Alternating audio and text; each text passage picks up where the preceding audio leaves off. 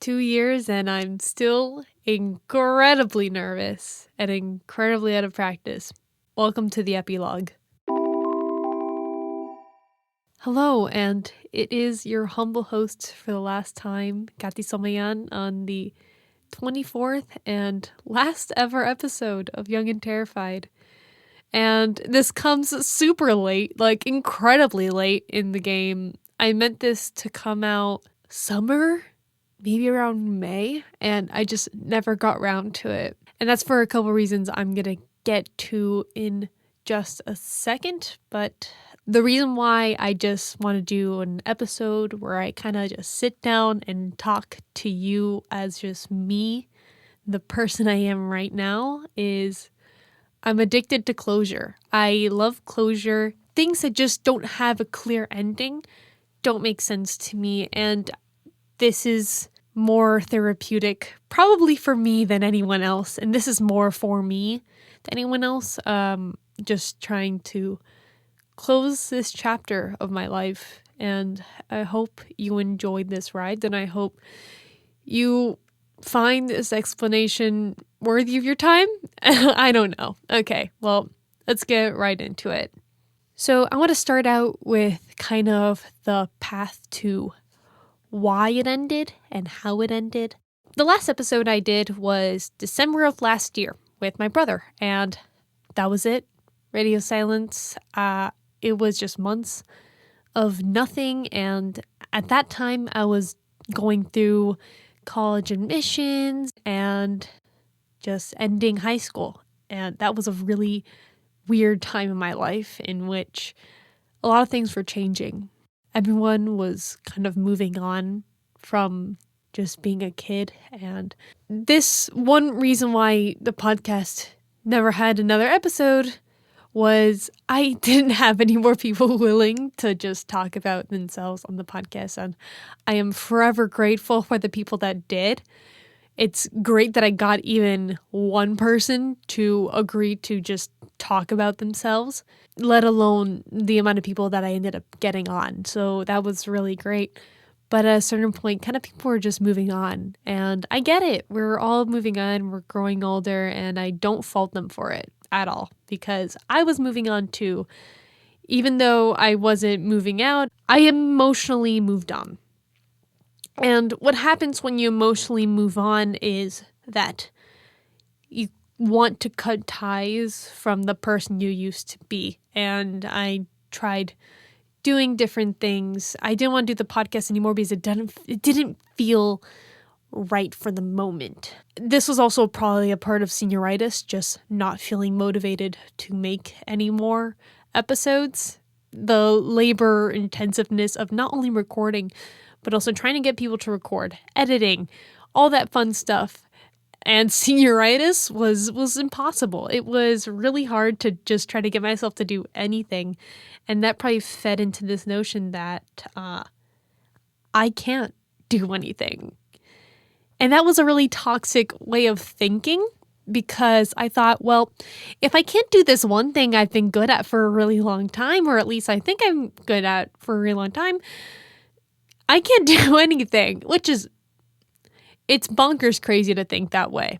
But at the time it made sense, because I got into my brain that I would be nothing without the podcast, which is true in some ways, that a lot of the opportunities I've been able to get are through being a internet-y, podcasty person. But on the other hand, it's incredibly damaging, because once Young and Terrified was effectively over, I didn't know what to do with myself, and I felt like I couldn't create. I couldn't make anything.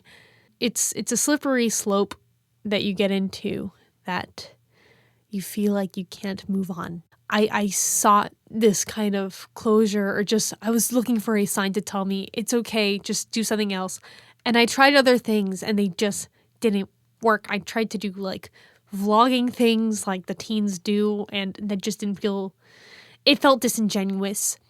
I tried another podcast, and bless my friend, my bestest friend in the entire universe, Astrid, for recording that with me. It's a file that will never see the light of day, but at least we two will have it.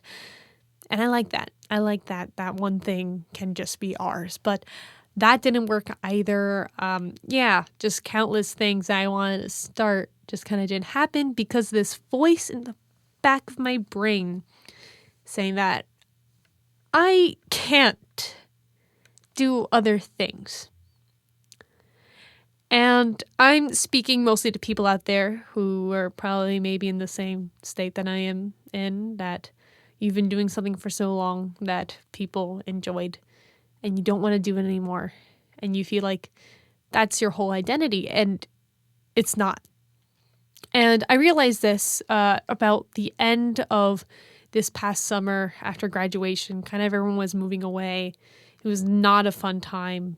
And I saw this video by this YouTuber I really like. He's a smaller creator. His name is Dreg. And what he usually does is like these funny political commentary skits. It's super niche, but the community is crazy active. And in this one video, he gets a little bit more candid in some ways, I guess. You can watch the video. It will be down in the description. He says this: the human mind is a plastic thing. It's capable of change. You can change your mind. You can change what's important to you. I know right now it seems that you are only destined for one thing. That one thing can make you happy. But that's not true. You can be whoever you want to be. You can change who you are. It's possible. It's difficult, but it's possible. And it takes time. So it's going to hurt for a while, but that doesn't mean that you'll have to roll over and die and become bitter because you lost it. You get focused on something. It can be a person, a significant other, but that thing becomes your dominant to others, so it becomes what you live for. And when it goes away, you become an actor, and the only person that you were performing for is gone. You can always find a different audience. You don't have to be stuck with the audience you thought you needed for your entire life. The human brain is plastic, and you can change it. And after I watched that video, specifically that part of the video, I cried like a baby because I realized I can do whatever I want because I'm 18 and hopefully I haven't met my magnum opus yet, because that would be really depressing if I have. Yeah, I hope, just speaking about the rut that a lot of creatives kind of go through but don't talk about, I hope that gave you some solace if you're going through that or have gone through that, because it sucks. And it sucks not having anyone to feel like they understand it. And I hope this offered some consolation. Anyways, now on to the thanks. Now that we're out of the heavy stuff, before I kind of end this whole thing, I want to thank a couple people that made Young and Terrified what it is. First off, I would like to thank my dad. My dad is the reason why this thing sounds like MP freaking R instead of a potato. If it weren't for him, I wouldn't have the studio to record this in. I wouldn't even have probably the money to pay hosting service fees to get it on Apple iTunes. Thank you. Thanks, Dad, just for everything and your support. And without him, I probably would have not learned how to edit in Logic. So next, I would like to thank each and every one of my guests that I've ever had on. If it weren't for you, once again, this podcast would not happen. You are the backbone of this freaking podcast. I mean, creating with all of you has been such a rewarding experience because I get to see just a little bit of your life in just an hour. And that's nice because I feel these days we're lacking in perspective of other people's lives as we become more separate from each other, as algorithms try to separate us. It's nice to see people talking about what they care about. So thank you, and keep caring about things because that's important to me and a lot of people, as well as yourself. Yeah, mostly that, but you get it. Next, I would like to thank Podbean.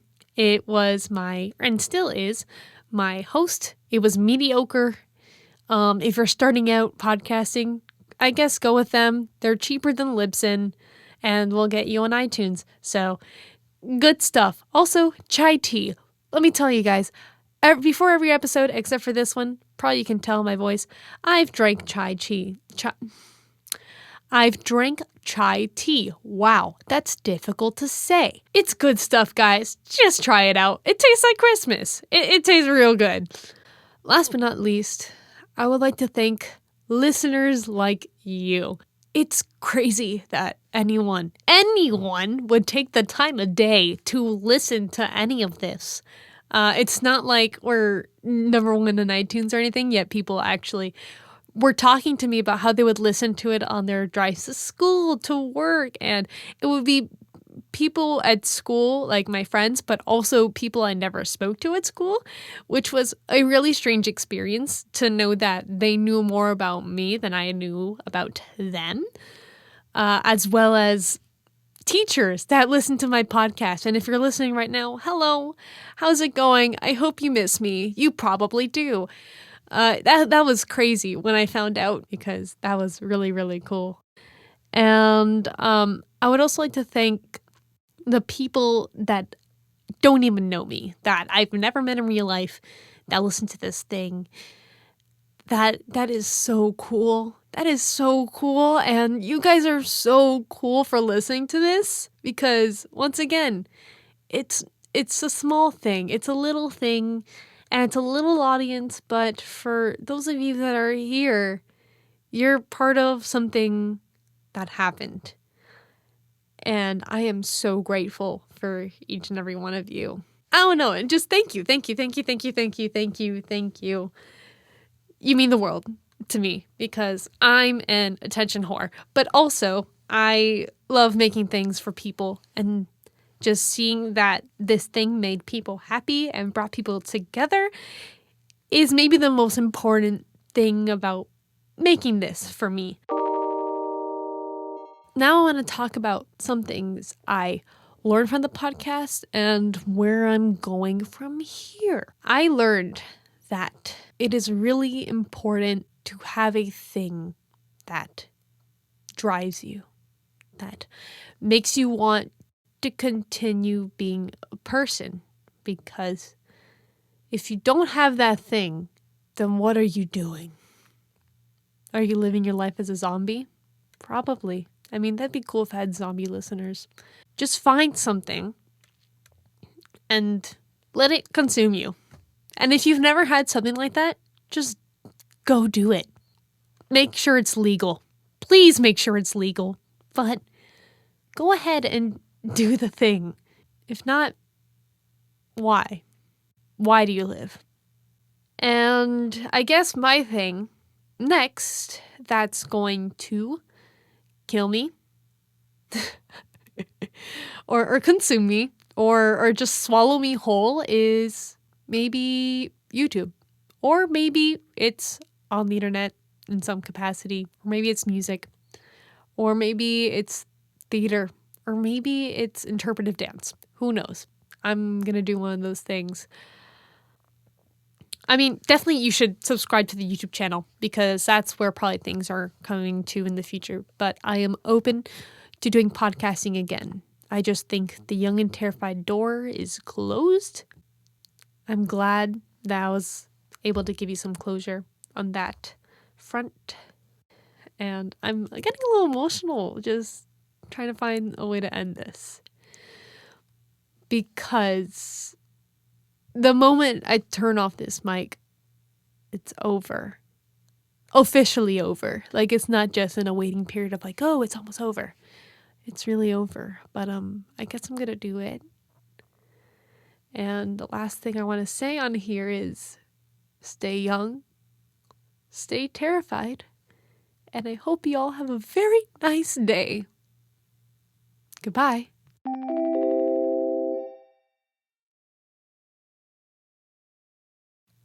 These are real tears, baby boys. These are real tears. See you soon.